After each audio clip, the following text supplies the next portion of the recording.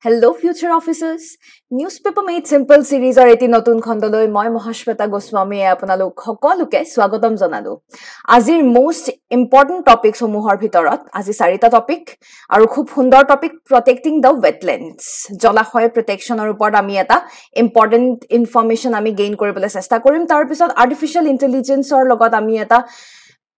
topic eta আলোচনা কৰিম কিন্তু এইবাৰ মই যথেষ্ট আগতিয়াকে নিউজ এনএমএছৰ সিৰিজত মই বহুতো এআই লগত ৰিলেটেড বহু টপিকস কৰাইছো কিন্তু এইবাৰৰ টপিকটো অলপমান ডিফাৰেন্ট হ'ব এইবাৰ আমি GS3 অৰ্থাৎ সায়েন্স এণ্ড টেকনলজিৰ পাৰ্সপেক্টিভত আমি এআই নপঢ়ো এইবাৰ আমি এআই পঢ়িম ফ্ৰম দ্য পাৰ্সপেক্টিভ অফ GS4 অৰ্থাৎ এথিক্সৰ পাৰ্সপেক্টিভত তাৰ পিছত আছে ক্যালসিয়াম কাৰ্বাইড আৰু শেষত মণিপুৰী পনীৰ ওপৰত আমি একেবাৰে প্ৰিলিমছ পাৰ্সপেক্টিভত শেষৰ দুটা টপিক আমি আলোচনা কৰিবলৈ চেষ্টা কৰিম কিন্তু তাৰ আগতে আপোনালোকক জনাই থওঁ যেহেতু প্ৰিলিমছৰ ৰিজাল্ট ঘোষণা কৰা হল আৰু সকলোৱে গম পাইছে আপোনালোকৰ মেইনছৰ বাবে যদি আপোনালোকে তৈয়াৰী কৰিবলৈ খুজিছে তেতিয়া হলে আপোনালোকে কম্পিটিশন কেয়াৰৰ হৈতে যোগাযোগ কৰিব পাৰে যত আপোনালোকক প্ৰিভিয়াস ইয়াৰ কোৱেশ্চনৰ এনালাইসিছৰ উপৰিও আনসাৰ ৰাইটিং ষ্ট্ৰেটেজি কিদৰে কিৱৰ্ডছৰ ব্যৱহাৰ কৰিব লাগে কেনেকৈ আনসাৰ লিখিব লাগে এছেনো কেনেকৈ হ্যান্ডল কৰিব লাগে সকলোৰে এটা ইলাবৰেট আপোনালোকৰ হৈতে কম্প্ৰিহেনসিভ এটা কোৰ্স এটা আপোনালোকক দিয়া হ'ব আৰু তাৰ উপৰি আপোনালোকে যদি প্ৰেক্টিস কৰিব খুজিছে আনসাৰ ৰাইটিং তেতিয়া হলে একেবাৰে GS1 ৰ পৰা গুটেই কেখন পেপাৰ ইনক্লুডিং এছে এথিক্স সকলো পেপাৰৰ বাবে আপোনালোকৰ আনসাৰ ৰাইটিং ইমপ্ৰুভ কৰিবৰ বাবে আমাৰ মেইনছৰ টেষ্ট সিৰিজ আছে হেহে পলম নকৰি আপোনালোকে তলত দিয়া কন্টাক্ট নম্বৰে অতি সোনকালে যোগাযোগ কৰিব পাৰে তেনেহলে আহক আজিৰ প্ৰথমটো নিউজলে আমি অলপমান ফোকাস কৰো protecting the wetlands মুথৰপৰ জলাশয়নো কেনেকৈ আমি কনজাৰ্ভ কৰিব পাৰো সংৰক্ষণ কৰিব পাৰো তাৰ ওপৰত এটা খুব সুন্দৰ এটা আৰ্টিকেল এটা আসাম ট্ৰিবিউনত উলোৱা আমি দেখা পাইছো আৰু বিশেষকৈ কি কনটেক্সটত উলাইছে আমাৰ যি গহপুৰ বেদেতি জামুগুৰিহাট আৰু বিশ্বনাথৰ যিসমূহ জলাশয় কিছুমান হে জলাশয় কিছু এন্থ্ৰোপোজেনিক কাৰণ মানে কি এন্থ্ৰোপোজেনিক কাৰণ মানে হৈছে হিউম্যান ফেক্টৰছ মানুহৰ ইন্টাৰফাৰেন্সৰ কাৰণে কিছুমান ওয়েটল্যান্ডস বা জলাশয় ধ্বংসস্তূপত যাবলৈ ধৰিছে হেহে তাৰে কনটেক্সটত আমি অলপমান ওয়েটল্যান্ড কনজাৰভেশন বা ওয়েটল্যান্ড প্ৰটেকচনৰ ওপৰত আমি অলপ ডিসকাস কৰিম ওভাৰঅল যদি আমি চাবলৈ যাওঁ সেই জলাশয় বুলিয়ে নহয় যিকোনো ওয়েটল্যান্ডসতে আপোনালোকে এটা বস্তু খুব কমন দেখিব হেয়া হৈছে it's rich in biodiversity সদায় মনত ৰাখিব wetlands are rich in biodiversity আৰু আমি যেটা they are rich in biodiversity বুলি কওঁ biodiversityৰ ক্ষেত্ৰতো স্পেসিফিক্যালি আমি চাব গলে avifauna অৰ্থাৎ birds চৰাই চিৰিকটি বিভিন্ন পৰিভ্ৰমী চৰাইসমূহ আহি পেলাই জলাশয়সমূহত তেওঁলোকে ultimately you will see different types of migratory birds মানে আবেলি সময়ত আপোনালোকে বিভিন্ন migratory birds পৰিভ্ৰমী চৰাইসমূহ আপোনালোকে দেখা পাব আৰু তেনেকুৱাকে ultimately বিভিন্ন ধৰণৰ different animals and birds different organisms আমি wetlands সমূহত আমি পাবলৈ সক্ষম হওঁ তো overall ভেৰভাৰী বাহিমাৰী বেদেতি এই গুটেইবোৰ wetlandsত overall আমি যদি চাওঁ আমাৰ ডেটা অনুযায়ী প্ৰায় 200 species of birds securing community livelihoods বুলি কৈছে ইয়াৰ অৰ্থ এআই যে ইমানেই birds ইমানেই চৰাই চিৰিকটি এইখিনি অঞ্চলত আহে যে overall community livelihood secure কৰি আছে মানে কি overall চাব গলে যিকোনো জলাশয় যেহেতুকে biodiversity rich হয় biodiversity rich মানে কি biodiversity rich হোৱা মানে আমাৰ পৰিবেশ প্ৰকৃতি এটা balance stateত আমাৰ আছে হয়নে আৰু balance stateত থাকিলেহে overall সকলোবোৰ ঠিকঠাকে চলি থাকিব ৰাইট তো এনেকুৱাকে আমি বহুতো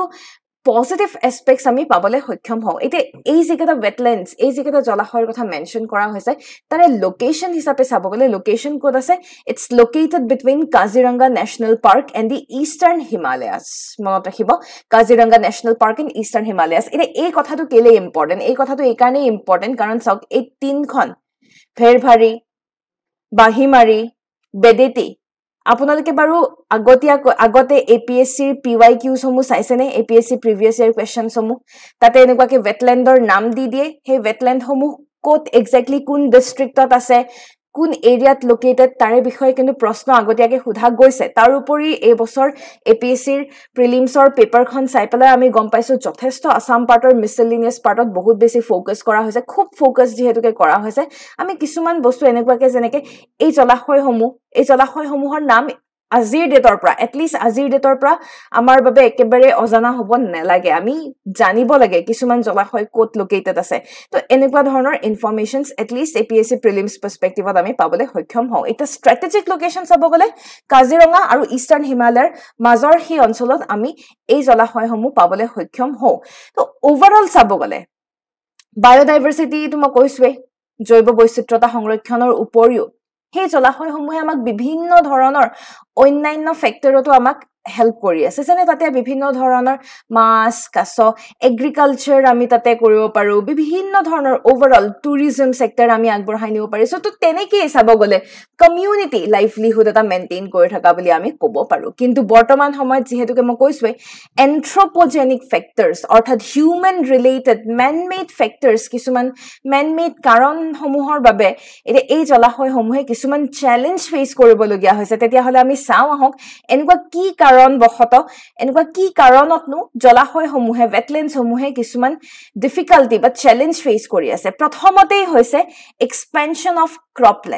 ক্ৰপল্যান্ড এক্সপেন্ড কৰাৰ ফলত কি হ'ব ক্ৰপল্যান্ড এক্সপেন্ড কৰাৰ ফলত অৰ্থাৎ এগ্ৰিকালচাৰাল এক্সপেনশনৰ ফলত এগ্ৰিকালচাৰত আমি কি ব্যৱহাৰ কৰো আমি বিভিন্ন ধৰণৰ কেমিক্যালছ ব্যৱহাৰ কৰো যেনে কেমিক্যাল ফাৰ্টিলাইজাৰ বা কেমিক্যাল পেস্টিসাইডছ কেমিক্যাল হাৰ হ'ব পাৰে বা কীটনাশক হ'ব পাৰে আৰু এই কেমিক্যালছ সমূহে ওভাৰঅল এনভায়ৰনমেন্টত ক্ষতি সাধন কৰে তো এই ক্ৰপল্যান্ড এক্সপানশনেও বহু ধৰণৰ নেগেটিভ ইম্পেক্ট পেলোৱা আমি দেখা পাইছো সেটেলমেন্ট বাঢ়ি গৈ আছে মানুহ এনক্ৰোচমেন্ট বাঢ়ি গৈ আছে মানুহে গৈ পেলাই তাতে যেহেতুকে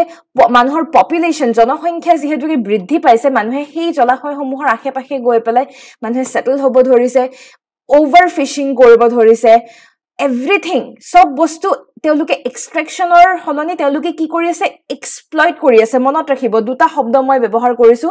এটা হৈছে এক্সট্ৰেকশন এটা হৈছে এক্সপ্লইটেশন হয়নে এক্সট্ৰেকশন মানে অবভিয়াসলি আমি ন্যাচাৰাল ৰিসোৰ্স অবিহনে আমি জিয়াই থাকিব নোৱাৰিম আমি ন্যাচাৰাল ৰিসোৰ্স আমি এক্সট্ৰেক্ট কৰিবই লাগিব কিন্তু আমি নিজৰ জীৱন নিৰ্বাহ কৰিবৰ বাবে আমি ন্যাচাৰাল ৰিসোৰ্সসমূহ যদি আমি এক্সপ্লইট কৰো তেতিয়া হলে এই বস্তুটো এটা নেগেটিভ এস্পেক্টত লৈ যায়গে আৰু এতিয়া আমাৰ যিমান জনসংখ্যা বৃদ্ধি পাইছে সিমান বেছি we are focusing into exploitation rather than extraction ঠিক আছে তো এনেকুৱা বিভিন্ন কাৰণত ওভাৰঅল চাব গলে এই জলাশয়সমূহ ultimately damage হবলে গৈ আছে আৰু ইমানবোৰ হোৱা সত্ত্বেও ওভাৰঅল চাব গলে আমাৰ যি অথৰিটিৰ ফলৰ পৰা আমি কোনো ধৰণৰ প্ৰপাৰ আমি ইন্টাৰফেৰেন্স দেখা নাই ইয়াতে তেওঁলোকে আহি পেলাই এইবোৰ ক্ষেত্ৰত অথৰিটিজ সমূহে ইন্টাৰফেয়াৰ কৰাটো উচিত যে কি হৈ আছে কি হৈ নাই কি কাৰণে মানুহ যে ইমান বেছিকে মানুহবিলাকে যে এনক্ৰোচমেন্ট কৰি আছে কি ইনিশিয়েটিভ লোৱা উচিত এই গোটেইবিলাক বস্তু বিৰাট important but lack of attention ঠিক আছে এটেনশন হেমতে দিয়া নাই আৰু এনেবোৰ কাৰণত এই চ্যালেঞ্জ বিলাক বৃদ্ধি পাই আছে তো ওভাৰঅল চাব গলে এতিয়া আমি কি কৰা উচিত আমি ওভাৰঅল এটা সাস্টেইনেবল কনজাৰভেশন মডেল এটা লৈ আনা উচিত সাস্টেইনেবল কনজাৰভেশন মডেল মানে কি যত আমি ফিউচাৰ জেনাৰেশনৰ কথা ভাবি পেলাই পৰিবেশ প্ৰকৃতিক খুব বেছি ক্ষতি সাধন নকৰাকৈ আমি এটা এই সকলোবোৰ বস্তু এই জলাশয়সমূহ হওক বা যিবোৰ ন্যাচাৰাল যিসমূহ কম্পোনেন্ট আছে এই সকলোবোৰ বস্তু আমি সংৰক্ষণ কৰাৰ বাবে আমি এটা মডেল এটা তৈয়াৰ কৰিব লাগে যাৰ থ্ৰুৰে এই মডেলটো তৈয়াৰ কৰিলে এনেকুৱা নহয় যে আমি পিওৰলি এনি টাইম প্ৰো নেচাৰ পাৰ্সপেক্টিভতে আমি ভাবিম প্ৰো নেচাৰ পাৰ্সপেক্টিভ মানে মানুহৰ ক্ষতি সাধন কৰি পেলাই আমি অকল পৰিবেশ প্ৰকৃতি সংৰক্ষণ কৰাৰ কথা ভাবিলেই নহব আমি এটা মধ্যম মাৰ্গ এটা ফলো কৰিব লাগিব মধ্যম মাৰ্গ ফলো কৰা মানে আমি পৰিবেশ প্ৰকৃতি সংৰক্ষণ কৰাৰ কথা ভাবিব লাগিব ওয়েটল্যান্ডস কনজাৰ্ভ কৰাৰ কথা ভাবিব লাগিব লগতে যিসকল তাতে লোকাল কমিউনিটি সকল যিসকল আছে সেই লোকাল কমিউনিটিৰ কথাও আমি ভাবি চিন্তি আমি সেই মতে তেনেকুৱা এটা প্ৰপাৰ মেনেজমেন্ট সিস্টেম এটা লৈ আনা উচিত আৰু তাৰ উপৰি লোকাল কমিউনিটি যিসকল আছে সেই লোকাল কমিউনিটি সেই তেওঁলোকৰ মনত এটা সজাগতাৰ সৃষ্টি কৰিব লাগে যে তেওঁলোকে এক্সট্ৰেকশনৰ হলনি তেওঁলোকে যদি এক্সপ্লইটেশনত যদি ফোকাস বেছিকে কৰে তেতিয়া হলে কি হ'ব ইন দি লং ৰান হেখত তেওঁলোকৰ নিজৰে ক্ষতি সাধন হ'ব হয়নে এনেকুৱা ধৰণৰ অৱেৰনেস কেম্পেইন হওক অৱেৰনেস প্ৰগ্ৰাম কিছুমান আমি লৈ আনা উচিত এতিয়া আমি চাব গলে আমাৰ ফৰেষ্ট ডিপাৰ্টমেন্ট হওক ডিস্ট্ৰিক্ট এডমিনিষ্ট্ৰেচন হওক যিসকল কনজাৰভেশনিষ্ট যিসকল আছে তো তেনেকুৱাকে লোকেল কমিউনিটি সকলোৱে একেলগে আহি পেলাই হাতে হাত ধৰি পেলাই everyone should move together for all this sustainable management. তাৰ উপৰি আমি আজিৰ ডেটত খুব ইকো টুৰিজমৰ কথা খুব শুনা পাইছে আপোনালোকে হয়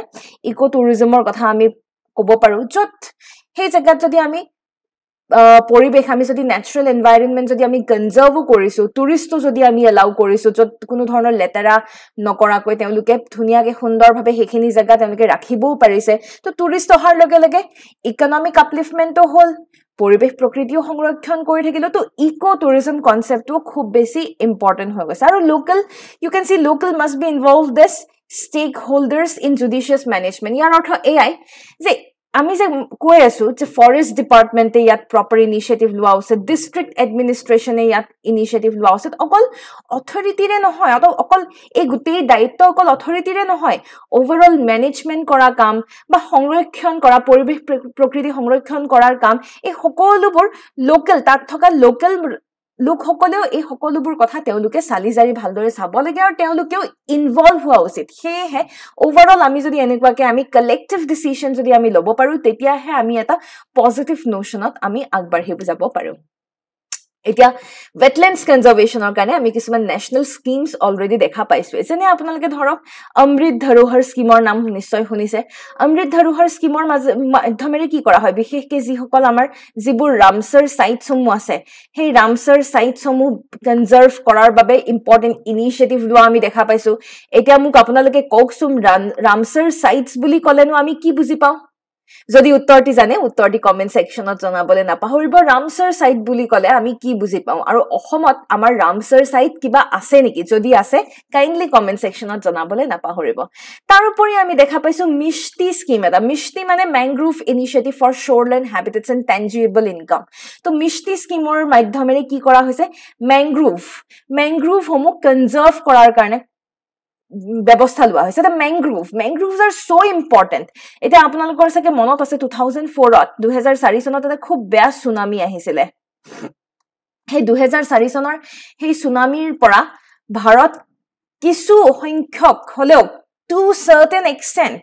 India was able to survive some people of India they were being able to survive kele elaborate mangroves or babe ঠিক আছে এটা লাৰ্জেষ্ট ম্যানগ্ৰোভ বুলি ক'লে আমাৰ মনলে সুন্দৰবন আহে হয় না ঠিক হেদৰে এটা ম্যানগ্ৰোভছৰ কনজাৰ্ভেশন খুব important they also play a very important role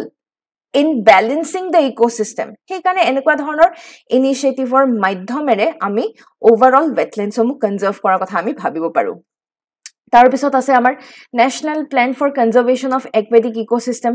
wetland conservation and management rule 2017 চনৰ wetland rules আমাৰ management and conservation rules আছে তো এনেকুৱা ধৰণৰ বিভিন্ন ধৰণৰ আমাৰ নেশনাল স্কিমছ আমি দেখা পাইছো ইয়াৰ পিছত দ্বিতীয়টো নিউজলৈ যদি আমি আগবাঢ়ো আৰ্টিফিশিয়াল ইন্টেলিজেন্স ইন লাৰ্নিং এটা এটা খুব সুন্দৰ এটা টপিক এই টপিকটো ওভাৰঅল আৰ্টিফিশিয়াল ইন্টেলিজেন্সৰ যি চ্যালেঞ্জ বিশেষকৈ এথিক্যাল চ্যালেঞ্জ কিছুমান in the field of education ইয়াৰ ওপৰত সুন্দৰভাৱে তেওঁলোকে এড্ৰেছ কৰা আমি দেখা পাইছো যিবোৰ চ্যালেঞ্জ কি ধৰণৰ ইনিশিয়েটিভ লোৱা উচিত এই সকলোবোৰ বস্তু অলৰেডি আমি গম পাওঁৱে যে এআই বা আৰ্টিফিশিয়াল ইন্টেলিজেন্স কাক বোলে আৰু যদি আপোনালোকৰ এতিয়াও কনফিউজন আছে তেতিয়াহ'লে মই আপোনালোকক জনাই থওঁ যে এআই কি হয় এআইক আপোনালোকে এটা মেচিন বুলি ধৰিব পাৰে এটা মেচিন যিয়ে এনি টাইম মানুহক মিমিক কৰি থাকে মানুহৰ নিচিনা এনি টাইম মিমিক কৰি থাকে তাকেই আমি আৰ্টিফিশিয়াল ইন্টেলিজেন্স বুলি কয় এটা মানুহৰ নিচিনা কি মিমিক কৰে মানুহৰ নিচিনা বিভিন্ন মানুহৰ কৰ্ম মিমিক কৰিব পাৰে মানুহৰ কগনিটিভ ইন্টেলিজেন্স মানে ব্ৰেইনৰ যি আমাৰ চিন্তাধাৰা হেয়া মিমিক কৰিব পাৰে তো আমি মেচিনটো কেনেকুৱাকে আমি ট্ৰেইন কৰিছো সেই ট্ৰেইনিঙৰ ওপৰত ফাইনেল আউটপুট মেচিনটোৱে আমাক দিয়ে যেনে ফৰ এক্সাম্পল আজিৰ ডেটত আমি চ্যাট জিপিটি খুব বেছিকে আমি ব্যৱহাৰ কৰো chat GPT it might be a website কিন্তু আপোনালোকে ৰিয়েলাইজ কৰে নে আপোনালোকে যি বিচাৰিছে চ্যাট জিপিটি আপোনাক ইজি হ্যান্ডি ৱেত আপোনাক দি আছে লিটাৰেলি আমি যেনেকে ভাবু তেনেকেই দি আছে so chat GPT is also a very good example of AI কিন্তু এটা বৰ্তমান সময়ত কিছুমান চ্যালেঞ্জ কিছুমান আহিছে এথিক্যাল চ্যালেঞ্জ যেনে privacy আৰু security of student data ইয়াৰ অৰ্থ AI যে আমাৰ যি আৰ্টিফিশিয়াল ইন্টেলিজেন্স আমাৰ ইউজ আৰ্টিফিশিয়াল ইন্টেলিজেন্সৰ ব্যৱহাৰ যিমান বাঢ়ি গৈ আছে সিমান বেছি কি হৈছে সিমান বেছি মানুহৰ মাজত যি এই প্ৰাইভেচিৰ লগত যিবোৰ কনসাৰ্ন সেই কনসাৰ্নবোৰো খুব বেছি বাঢ়ি গৈ আছে আমাৰ প্ৰাইভেচি নোহোৱা হৈ গৈ আছে আপোনালোকে ৰিয়েলাইজ যদি কৰিছে ডিপ ফেকৰ কথা আপোনালোকে নিশ্চয় শুনা পাইছে ডিপ ফেক শুনিছে নে আপোনালোকে ডিপ ফেকৰ কথা ডিপ ফেক যিমান বেছি বাঢ়ি গৈ আছে আমাৰ কি হৈছে কোনো ধৰণৰ প্ৰাইভেচি নোহোৱা হৈ গৈছে কাৰোবাৰ মুখৰ লগত কাৰোবাৰ বডি মিলাই দিয়ে overall gote morphed videos morphed images সকলোবোৰ এনেকুৱা ধৰণৰ বস্তু সৃষ্টি কৰা হৈছে তো privacy নোহোৱা হৈছে security নোহোৱা হৈছে bias in AI model this is something which is really very very important মই already আপোনালোকক কৈছো যে AI কি হয় AI এটা মেচিন হয় আৰু সেই মেচিনটোক আমি কি কৰো সেই মেচিনটোক আমি ট্ৰেইন কৰো ধৰি লওক এটো এটা AI মেচিন তাতে আমি ইনপুট দিছো মানে কি ইনপুট দিছো মানে আমি কিছুমান ট্ৰেইন কৰিছো আমি হতক ট্ৰেইনিং দিছো কিছুমান ডেটা দি পেলাই ডেটা সেট কিছুমান দি পেলাই আমি হতক ট্ৰেইনিং কৰো আৰু ট্ৰেইনিং দিয়াৰ পিছত হিহতে ফাইনালি আমাক আউটপুট বা ৰিজাল্ট এটা জেনাৰেট কৰে হয়নে কিন্তু এটা প্ৰবলেম কি হৈছে problem AI যে ট্ৰেইনিং যে দিয়া হয় আৰ্টিফিশিয়াল ইন্টেলিজেন্স এই মেচিনটো যে ট্ৰেইনিং দিয়া হয় ডেটা সমূহ যে দিয়া হয় কোনে দিয়ে আমি মানুহেইটো দিও এটা আমাৰ মানুহৰ মনত যদি কিবা ধৰণৰ প্ৰেজুডিস যদি আছে অৰ্থাৎ স্টেৰিঅটাইপ যদি আছে আমাৰ মানুহৰ মনত যদি ডিসক্ৰিমিনেশন যদি আছে ভেদাভেদ যদি আমাৰ মানুহৰ মনত যদি আছে যেনে ধৰক discrimination on the basis of caste বিশেষকৈ ইণ্ডিয়াৰ পাৰ্সপেক্টিভত চাব গলে আজি যদি AI মডেল এটা যদি কোনোবা সো কল্ড আপাৰ ক্লাস মানুহ এজনে যদি তৈয়াৰ কৰিছে আৰু তেওঁ এনেকুৱা ধৰণৰ মেচিনটোক তেওঁ এনেকুৱাকে ট্ৰেইন কৰিব যত তেওঁ ডেটা সমূহ তেনেকুৱাকে দিব যত হি উইল বি মোৰ বায়াসড টুৱাৰ্ডছ দি আপাৰ ক্লাস so called যিসকল লোৱাৰ ক্লাস সেকশন আছে তেওঁলোকৰ প্ৰতি এটা ডিসক্ৰিমিনেটৰি বিহেভিয়াৰ এটা হয়তো ৰিফ্লেক্ট হ'ব AI ৰ ওপৰত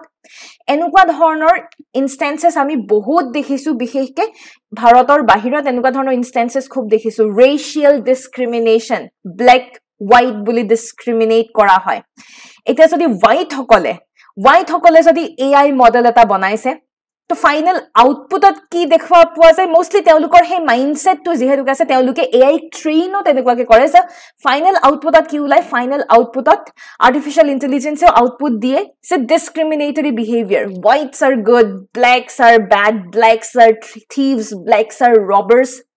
ঠিক আছে যিসকল ব্ল্যাক পিপলক চুৰ ডকাইতৰ ক্যাটেগৰীত ধৰি লোৱা হয় তো এনেকুৱা ধৰণৰ বায়াস মই আপোনালোকক এটা লাইভ নহয় এটা মানে ৰিয়েল এক্সাম্পল মই দিম মোৰ এক্স্যাক্টলি মনত নাই হিয়া কোট মোস্ট লাইকলি আৰব হ'ব লাগে আৰবত এটা ৰবটে কি কৰিছে মানে এগৰাকী উইমেন জাৰ্নালিষ্ট এগৰাকী আছিল তেওঁ হে ৰবটক দেখুৱাই পেলাই ৰবটৰ বিষয়ে তেওঁ কিছুমান কথা তেওঁ মিডিয়াত তেওঁ মুঠৰ ওপৰত she was delivering some content তো at that point of time ৰবটে কি কৰিলে প্ৰাইভেট পাৰ্টত সুই দিলে So that's something which is really very disgusting. So robot eta keneke tenekwa hol. So sobe eblak azir detot memes hisabe eta ulabo dhorise man will be man. So you cannot justify the fact that man will be man. Ultimately that's not a human being. Hoine? He to human being nohoy, he manu nohoy. Robote he private egoraki women or private partot kele subologia hol. Because that robot was trained to do so. June he robot to bonaise training eneke dise jot input eneke dise gender biasness perspective jot women ok objectify kora hoise I believe apnaloke buzi paise মই কি কব খুজিছো তো এইবিলাক হৈছে ethical concern আৰু ethics paperত আমি already গম পাওৱে আমি অলৰেডি আপোনালোকে ethics paper যদি পঢ়িছে বা পঢ়িব আপোনালোকে গম পাইছে ethicsত কি দৰে আজিৰ ডেটত আমাৰ ইমান বিলাক যে সমস্যা social society ইমান বুৰ যে আমাৰ problem social problems সমূহ যে arise হৈ আছে কি কাৰণে এটা তো definitely এটা prejudice বা stereotype বা discriminationৰ কাৰণে হয়নে তো overall হি আমাৰ cognitive bias মই যিখিনি ইমান দেৰি কলো তাৰ পিছত কেতিয়া cognitive bias I believe বুজি পাইছে হিয়াই আমাৰ জি discriminatory আমাৰ জি nature আমাৰ মানুহৰ জি thought process সেই thought process আমি artificial intelligence ক দি দিছো হেমতে তেওঁলোকে আউটপুট জেনাৰেট কৰি আছে তাৰ উপৰি আৰু এটা কাৰণ হয় lack of completeness in training data মানে কেতিয়াবা কি হয় এটা জনেকে অভিমান্যুৰ চক্ৰবিহু অভিমান্যু যেতিয়া যেতিয়া অভিমান্যু জন্ম হোৱা নাছিলে সকলোৱে কয় যে অভিমান্যু পেটত থাকোতে সেই চক্ৰবিহু অৰ্জুনে নিজৰ পত্নীক সেই চক্ৰবিহুতনো কেনেকে যাব লাগে সেই কথাখিনি কৈ আছিলে কিন্তু উলাইনো কেনেকে আহিব লাগে সেইখিনি কথা কওঁতে পত্নী পুৰা টোপনিত গুচি গ'ল তো অভিমান্যুৱে গম নাপালে তো আৰ্টিফিচিয়েল ইণ্টেলিজেন্সৰ লগতো অলপমান তেনেকুৱাই হয় আমি যদি প্ৰপাৰ সেইমতে ডেটা দি পেলাই আমি প্ৰপাৰ ট্ৰেইনিংটো যদি আমি শেষ নকৰো কমপ্লিট যদি নকৰো আধৰুৱা যদি হৈ যায় তেতিয়াও বায়াসনেছ এটা আহে তেতিয়াও অবভিয়াছলি তেতিয়াও আৰ্টিফিচিয়েল ইণ্টেলিজেন্সে বস্তুটো আউটপুটটো এটা বেলেগ ধৰণৰ আউটপুট জেনেৰেট কৰিব আধৰুৱা শিক্ষা আধৰুৱা হৈ থাকিলে ট্ৰেইনিং আধৰুৱা হৈ থাকিলে ইনপুট আধৰুৱা হৈ থাকিলে ডেটা আধৰুৱা হৈ থাকিলে তো অকণমান ডেটা লৈ পেলাই সেই আজি যদি মই চিম্পল এটা কথা কওঁ ধৰক মই আপোনাক দিছো 10 জন মানুহ 10 জন হিউমেন বিং 10 জন হিউমেন বিঙৰ মাজত 90 জন 90 জন বা 90% মানুহ যেনিবা ভাল ভাল in the sense non discriminatory in nature discrimination তেওঁলোকে নকৰে কোনো ধৰণৰ ভেদাভেদ তেওঁলোকে নকৰে কিন্তু 10 জনে যেনিবা ডিসক্ৰিমিনেশন কৰে এটা যদি আধৰুৱা হৈ থাকে ডেটাটো এটা যদি 100 জন মই দিবলগীয়া আছিলে ডেটা হিচাপে কিন্তু আৰ্টিফিচিয়েল ইন্টেলিজেন্সে যেনে তেনে 20 জন পালে 20 জনৰ পালে য'ত 10 জন সেই ভেদভাৱ কৰা মানুহৰ ডেটা পাই গ'ল আৰু 10 জন ভেদভাৱ নকৰা তো তেওঁ কি ক'ব তেওঁ ক'ব যে হিউমেন পপুলেশনত 50% ডিসক্ৰিমিনেটৰী ইন নেচাৰ তো ডেটাত কিছু নহয় কিছু আমাৰ চেঞ্জেস আহি যায় ঠিক আছে আৰু আজিৰ ডেটত যেহেতুকে আমি ইমান বেছি ডিপেন্ডেন্ট হৈ গৈছো এআই ৰ ওপৰত তো আমি এআই ৰ ওপৰত নিৰ্ভৰ হৈ যোৱাৰ লগে লগে আমি এআই ৰ ওপৰতে আমি গোটেইবিলাক এআই যি কয় আমি তাকে সত্য বুলি ভাবো তো এআই ক চাই পেলাই আমাৰ হিউমেন ডিসিশন মেকিংতো আমাৰ আজিৰ ডেটত আমাৰ চেঞ্জেস আহিব ধৰিছে যেনেকে এআই আমাৰ পাৰ্সপেক্টিভত এআই ৰ ক্ষেত্ৰত আমি ডিফাৰেন্সেস পাইছো ঠিক সেইদৰে এআই ৰ ইনফ্লুৱেন্সও আমাৰ ওপৰত পৰিছে আমি এআই যি হয় আমি তাকে সত্য বুলি মানি লৈছো Hey, over reliant on AI models. Over reliant. আমি ইমানেই বেছি নিৰ্ভৰশীল হৈ গৈছো যে আমি নিজৰ কগনিটিভ এবিলিটিক আমি ইগনোৰ কৰি দিছো আমাৰ নিজৰ থিংকিং এবিলিটি আমি নোহোৱা কৰি দিছো আমাৰ নিজৰ ইনোভেটিভ আইডিয়াস আমি এটা জেনাৰেট কৰিব নোৱাৰা হৈছো ঠিক আছে তো ওভাৰঅল এনেকুৱা ধৰণৰ বহু সমস্যা lack of transparency is also another issue তো এনেকুৱা বিভিন্ন সমস্যাই বৰ্তমান সময়ত আমি দেখা পাওঁ যে এআই দুনিয়াখন যিমান আগবাঢ়ি গৈছে সিমান বেছি ইস্যুজ চ্যালেঞ্জেস সমস্যাবোৰো বাঢ়ি গৈ আছে তো ওভাৰঅল এটা যদি আমি ৱে ফৰৱাৰ্ড বা সলিউশন হিচাপে যদি আমি চাওঁ যদি আৰ্টিফিচিয়েল ইন্টেলিজেন্স ব্যৱহাৰ কৰি থাকে specially students and all of us আমি এনি টাইম আজি ডেটাত ব্যৱহাৰ কৰিছো কিবা হোক নহক চ্যাট জিপিটি গুগলৰ বাৰ্ড মাইক্ৰোসফটৰ বিং ব্যৱহাৰ কৰিয়ে থাকো হয়নে বহুতে হয়তো ব্যৱহাৰ কৰি আছে তো এট লিষ্ট আমি জানিব লাগে উই শুড বি ইনফৰ্মড কেনেকে আমি আৰ্টিফিচিয়েল ইন্টেলিজেন্সক আমি কেনেকে হ্যান্ডল কৰিব লাগে আমাৰ মাজত হিমানখিনি সজাগতা থকা উচিত আৰু ওভাৰঅল যি সকল একাডেমিশিয়ানস এডমিনিষ্ট্ৰেটৰস যি সকল আছে তেওঁলোকেও সেইমতে আৰ্টিফিচিয়েল ইন্টেলিজেন্সক কিদৰে আমি হট কামত যাতে আমি ব্যৱহাৰ কৰিব পাৰো কিদৰে ৰেসপন্সিবল ইউজ অফ আৰ্টিফিচিয়েল ইন্টেলিজেন্স আমি কৰিব পাৰো এই সকলোবোৰ বস্তুত আমি অলপমান ফোকাস কৰা উচিত ঠিক আছে প্ৰপাৰ গাইডলাইনস কিছুমান থকা উচিত কিমানখিনি আমি ব্যৱহাৰ কৰিব লাগে কিমানখিনি লৈকে আমি ৰিলাই কৰিব লাগে নালাগে আৰু সেইমতে ট্ৰেইনিং দিয়া উচিত যে কেনেকে আৰ্টিফিচিয়েল ইন্টেলিজেন্সক ব্যৱহাৰ কৰিব পৰা যায় কিমানখিনি লৈকে আমি ব্যৱহাৰ কৰিব পাৰো কিমানখিনি লৈকে আমি ৰিলাই কৰিব পাৰো এই সকলোবোৰ বস্তু খুব ইম্পৰ্টেন্ট হয় আৰু অবভিয়াসলি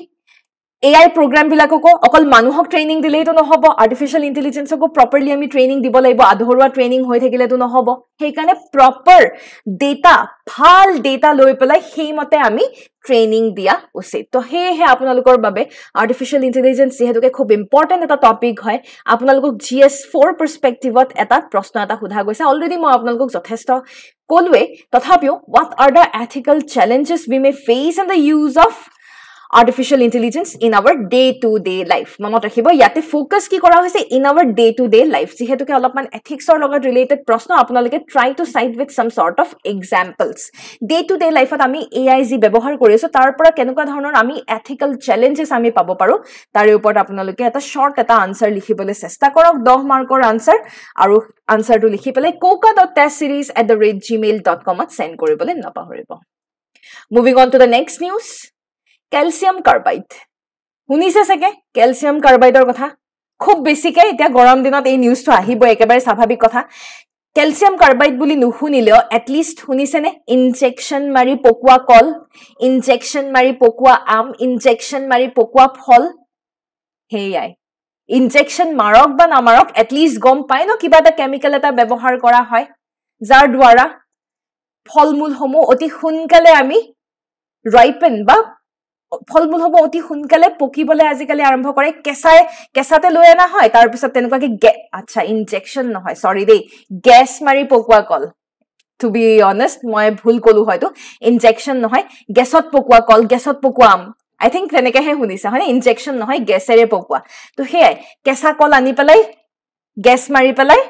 সেই কেঁচা কলকে অতি সোনকালে পকাই দিয়া তো এই বস্তুটো যেটো কেমিকেল সেই কেমিকেলটোৱে হৈছে ক্যালসিয়াম কাৰ্বাইড আৰু এটা বৰ্তমান যিহেতুকে গ্ৰীষ্মকাল ফ্ৰুটছৰ সিজন ফলমূলৰ যিহেতুকে বতৰ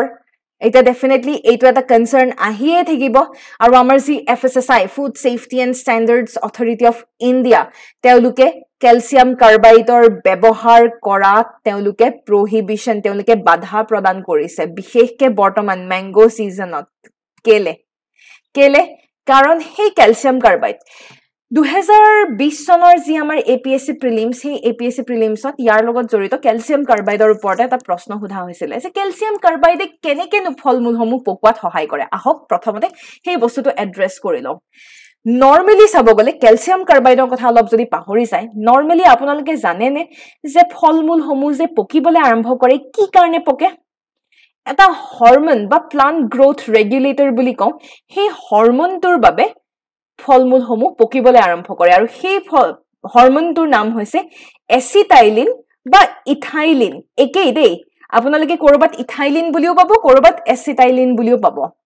সেই হৰমনটো ৰিলিজ হলে ফলমূলসমূহ পকিবলৈ আৰম্ভ কৰে সেয়েহে লক্ষ্য কৰিছে এথুক পকা কলৰ ওচৰত যদি আপুনি এথুক কেঁচা কল যদি ৰাখি থয় অতি সোনকালে একেবাৰে কম সময়ৰ ভিতৰতে কেঁচা কল থুকো পকি যায় হয়নে কি কাৰণে কাৰণ সেই ইথাইলিন বা এচিটাইলিন কি হয় গ্যাস হয় ন্যাচাৰাল গ্যাসৰ কথা কৈ আছো দে ন্যাচাৰালি প্ৰডিউস হোৱা গ্যাস এতিয়া ক্যালসিয়াম কাৰ্বাইডে কি কৰে ক্যালসিয়াম কাৰ্বাইডে যেতিয়া আমাৰ জলীয় বাষ্প ময়েশ্চাৰ মানে কি আলটিমেটলি ওয়াটাৰ আমাৰ এনভাইৰনমেন্টত থকা জলীয় বাষ্পৰ হৈতে যেতিয়া ৰিয়েক্ট কৰে এটা ক্যালসিয়াম কাৰ্বাইড হৈছে গ্যাস আমি যেতিয়া সেই ক্যালসিয়াম কাৰ্বাইড যেতিয়া কেঁচা কল বা কেঁচা ফলমূলত আমি যেতিয়া স্প্ৰে কৰো অটোমেটিক্যালি আমাৰ এনভাইৰনমেন্টত ওয়াটাৰ ভেপাৰ জলীয় বাষ্প আছে সেই জলীয় বাষ্পৰ লগত ৰিয়েক্ট কৰি পেলাই কি কৰে ৰিয়েক্ট কৰি পেলাই সেই ইথাইলিন নামৰ এই গ্যাসটো বা এচিটাইলিন নামৰ এই গ্যাসটো ফৰ্ম কৰে তো চাওক আৰ্টিফিশিয়াল জেনাৰেশন অফ ইথাইলিন ন্যাচাৰাল জেনাৰেশন নহয় আৰ্টিফিশিয়াল জেনাৰেশন অফ ইথাইলিন আৰু তেনেকেই অতি কম সময়ৰ ভিতৰত কেঁচা ফলমূলসমূহ পকিবলৈ আৰম্ভ হয় এটা কথাটো হৈছে ক্যালসিয়াম কাৰ্বাইডত অকল কম সময়ৰ ভিতৰত ইথাইলিন ৰিলিজ কৰিছে ইয়াতে প্ৰবলেম কি ইয়াতে প্ৰবলেমটো এই আহিছে ক্যালসিয়াম কাৰ্বাইডত আমি এক্সট্ৰা কিছুমান কেমিকেলছ পাওঁ যেনে আৰ্ছেনিক যেনে ফসফৰাছ আৰু আৰ্ছেনিক কিমান অপকাৰী আমাৰ শৰীৰৰ বাবে হেয়া নিশ্চয় আপোনালোকে জানে আৰ্ছেনিক খুব বেছি পৰিমাণে যদি আৰ্ছেনিকৰ মাত্ৰা যদি বাঢ়ি যায় তেতিয়া হলে এটা বেমাৰ হয় যাক কোৱা হয় ব্লেক ফুট ডিজিজ মনত ৰাখিব black foot disease arsenic toxicity বা আৰ্ছেনিক পয়জনিং খুব ক্ষতিকাৰক আমাৰ শৰীৰৰ বাবে তেনেকুৱাকে এনেবোৰ হাৰ্মফুল কেমিকেলছ যেহেতুকে ৰিলিজ হয় হেহে FSSAI food safety and standard authority of India food safety and standard authority of India FSSAI কি কৰিছে তেওঁলোকে এই গোটেই বস্তুসমূহত এই ক্যালসিয়াম কাৰ্বাইডৰ ব্যৱহাৰত বাধা প্ৰদান কৰা আমি দেখা পাইছো ঠিক আছে আৰু এই সমূহক কি কয় মছলা বুলি কোৱা হয় বাট ইটস নট গুড ৰাইট যাৰ দ্বাৰা এইবিলাক যদি আপোনালোকৰ শৰীৰত যদি যায় কেতিয়াবা আপোনাৰ খুব অতি সোনকালে ভাগৰ লাগিব মূৰ ঘূৰাব তাৰ পিছত পানী পিয়া লাগিব দুৰ্বল গাটো দুৰ্বল যেন অনুভৱ হ'ব ভমিটিং টেন্ডেন্সি আহিব এনেকুৱা ধৰণৰ বিভিন্ন নেগেটিভ ইম্পেক্ট হে পৰে ঠিক আছে আৰু ওভাৰঅল ক্যালসিয়াম কাৰ্বাইডৰ ব্যৱহাৰ এতিয়া বুলি নহয় খুব আগতেই FSSAI আগতীয়াকৈ বেন কৰা আমি গম পাও তথাপিও it keeps on happening right Ben কৰিছে প্ৰপাৰ চেক পইণ্টছ যদি নাথাকে অথৰিটিয়ে যদি ভালদৰে সেই বস্তুবিলাক যদি চোৱাচিতা নকৰে মানুহে ব্যৱহাৰ কৰি থাকে এই প্ৰবলেমবিলাক থাকে আৰু শেষৰটো নিউজ হৈছে মণিপুৰী পনী পিকচাৰ দেখি আপোনালোকে গম পাইছে Manipuri pony it's a very important breed horse breed of Manipur যাক মণিপুৰী পনি বা মেইটেই চেগল বুলিও কোৱা হয় ঠিক আছে মেইটেই চেগল বা মণিপুৰী পনি বুলিও কোৱা হয় আৰু মণিপুৰৰ চৰকাৰে বৰ্তমান বিভিন্ন অৰ্গেনাইজেশ্যনৰ সৈতে একেলগ হৈ পেলাই এই ঘোঁৰাৰ ব্ৰিডটো কনজাৰ্ভ কৰিবৰ বাবে সংৰক্ষণ কৰিবৰ বাবে তেওঁলোকে প্ৰচেষ্টা চলোৱা আমি দেখা পাইছো ঠিক আছে আৰু এই গোটেই বস্তুটো এটা ৰিসেন্ট ডেটা অনুযায়ী এই ঘোঁৰাৰ এই প্ৰজাতিটো খুব ট্ৰিমেন্ডাছলি এওঁলোকৰ পপুলেশ্যন ট্ৰিমেন্ডাছলি ডাউনফল হোৱা আমি দেখা পাইছো সেয়েহে চৰকাৰ আৰু অন্যান্য অৰ্গেনাইজেশ্যনসমূহ ওলাই আহিছে এই ঘোঁৰাৰ প্ৰজাতিটো সংৰক্ষণ কৰাৰ বাবে এই ঘোঁৰাৰ প্ৰজাতিটো আমি বহু সময়ত আমি দেখা পাওঁ মণিপুৰত যি লাই হাৰোবা ফেষ্টিভেল নিশ্চয় আপোনালোকে শুনিছে লাই হাৰোবা ফেষ্টিভেল তেনেকে পলো বা হৰ্স ৰেচ এনেকুৱা ধৰণৰ ৰেচসমূহতো ব্যৱহাৰ কৰা আমি দেখা পাওঁ তাৰ পিছত আপোনাৰ কেভেলৰীত আমি মণিপুৰ কিংডমৰ কেভেলৰীত আমি দেখা পোৱা আমি ব্যৱহাৰ কৰা দেখা পাইছিলো যি সময়ত আপোনাৰ কনফ্লিক্ট চলি আছিলে সেই কনফ্লিক্টৰ টাইমত আমি ব্যৱহাৰ কৰা দেখা পাইছিলো আৰু এই ঘোঁৰাৰ প্ৰজাতিৰ যে জনসংখ্যা এই ঘোঁৰা এই মণিপুৰী পনিৰ যে জনসংখ্যা কমি আহিছে কিভাৱে কমি আহিছে কমি অহাৰ মূল কাৰণ আমি ঠিক আছে জনসংখ্যা বৃদ্ধি পোৱাৰ লগে লগে আমি কি কৰি আছো আমি য'ত ত'ত উই আৰ এনক্ৰোচিং আমাৰ এনক্ৰোচমেন্টৰ কাৰণে কি হৈছে জলাশয়সমূহ শ্ৰিংক হৈ গৈছে কমি গৈছে ৰেপিড আৰবানাইজেশ্যন এনক্ৰোচমেন্ট মই কৈছোৱে হয়নে তো এনেকুৱা ধৰণৰ ইস্যুসমূহৰ বাবে বিশেষকে এই ঘোঁৰাৰ প্ৰজাতিটোৰ সংখ্যা ট্ৰিমেন্ডাছলি কমি অহা আমি দেখা পাইছো শেষত আপোনালোকক by the officers for the officers মই মহাশ্বেতা গোস্বামীয়ে পুনৰ আপোনালোকৰ আগত ধন্যবাদ জ্ঞাপন কৰিছো যদি ভিডিঅ'টি চাই ভাল পাইছে তেতিয়াহ'লে লাইক কৰিবলৈ নাপাহৰিব আৰু শ্বেয়াৰ এণ্ড ছাবস্ক্ৰাইব কৰিবলৈ নাপাহৰিব ধন্যবাদ